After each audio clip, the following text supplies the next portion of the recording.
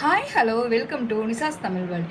இன்றைக்கி நம்ம சேனலில் கத்திரிக்காய் ரைத்தா எப்படி பண்ணுறது தான் பார்க்க போகிறோம். வாங்க பார்க்கலாம். அதுக்கு முன்னாடி நிசாஸ் தமிழ் வேர்ல்டு நீங்கள் இன்னும் சப்ஸ்கிரைப் பண்ணலன்னா சீக்கிரமாக சப்ஸ்கிரைப் பண்ணிடுங்க. அப்படியே பக்கத்தில் இருக்க பெல் ஐக்கானே கிளிக் பண்ணிடுங்க.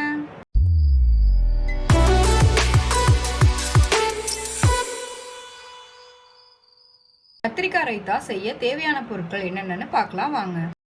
கத்திரிக்காய் 5, 2 பச்சை மிளகா, சின்ன துண்டு இஞ்சி, தயிர், ஒரு காஞ்ச மிளகாய், 1/4 ஸ்பூன் உளுந்தம்பருப்பு, 1/4 ஸ்பூன் கடலைப்பருப்பு.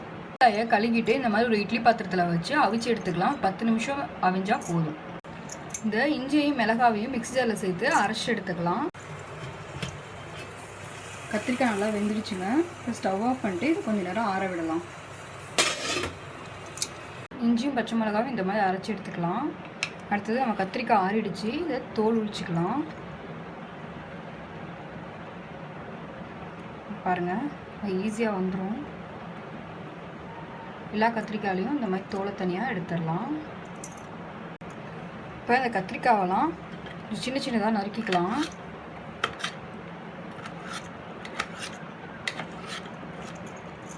இந்த மாதிரி நறுக்கிக்கோங்க. ஸ்டவ் ஆன் பண்ணி இந்த மாதிரி ஒரு பாத்திரம் வச்சுக்கோங்க. அது சூடான எண்ணெய் ஊற்றிக்கோங்க. அதுக்கப்புறமா உளுந்து, கடலைப்பருப்பு, காஞ்ச மிளகாய் 3 சேர்த்துடலாம்.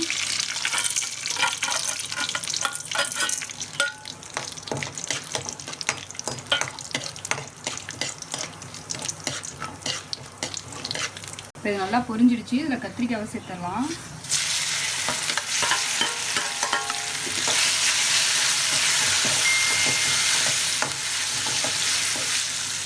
இதுக்கப்புறமா இஞ்சி பச்சை மிளகாய் அரைச்சி சொல்லி சேர்த்துடலாம்.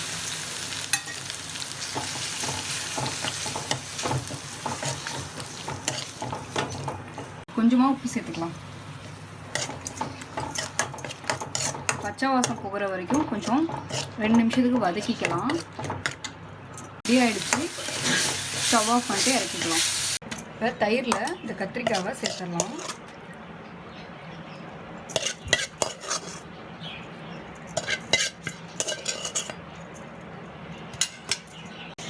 அவ்வளோதான், நம்மளோட கத்திரிக்காய் ரைத்தா ரொம்பவே சூப்பராக ரெடி ஆகிடுச்சு. நீங்களும் அதை வீட்டில் ட்ரை பண்ணி பாருங்கள். ட்ரை பண்ணி பார்த்துட்டு எப்படி இருந்துச்சுன்னு சொல்லுங்கள். இந்த வீடியோ உங்களுக்கு பிடிச்சிருந்தா லைக் பண்ணுங்கள், ஷேர் பண்ணுங்கள், கமெண்ட் பண்ணுங்கள். நிசாஸ் தமிழ் வேர்ல்டுக்கு சப்ஸ்கிரைப் பண்ணுங்கள். அப்படியே பக்கத்தில் இருக்க பெல் ஐக்கானே கிளிக் பண்ணுங்கள். பாய்.